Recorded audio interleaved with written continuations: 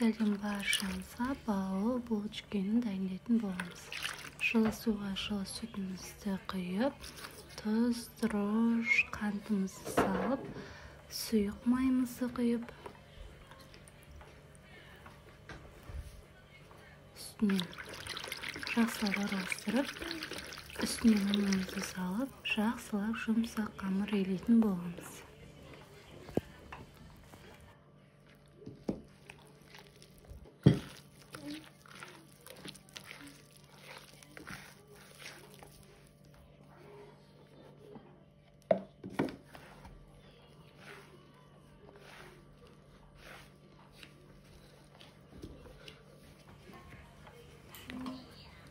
Қамырымызды илеп, ыдысымызға салып, бетін жауып, жылы жерге көтерілгенше қойып боламыз.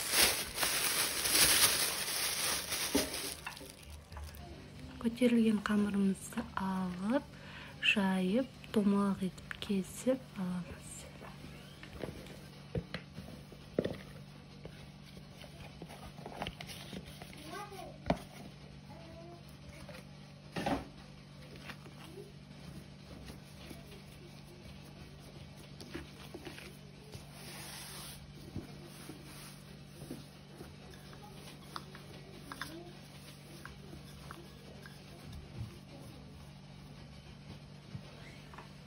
Осылай қамырымызды кесіп аламыз, барлығын бірдей етіп.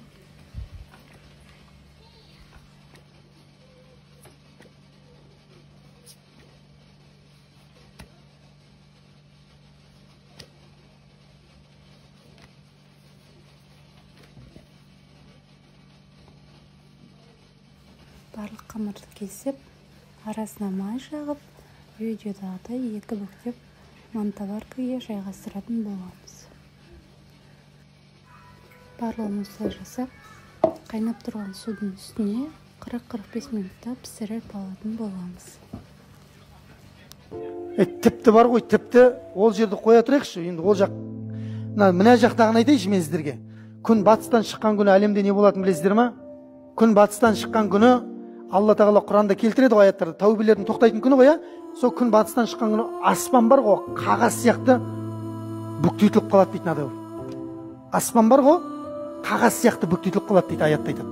Сонда саудаласып тұрған адамдар дейді, саудаларын тоқтатып қояды дейді, ұстаған жерінде қатып қалады дейді. Нан алып жатсың ба базардан, нан осылай қатып қаласың дейді, ана күннің қорқынышынан.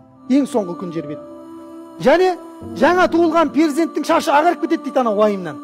Және адамдарды мас күйде көресің дейді, лағып атады дейді. Адамда лағып жүреді, лағып, бастарын әр жерге соғып. Бірақ олар мас емес дейді. Бірақ ол күннің несі ауырлығы қатты дейді. Сіз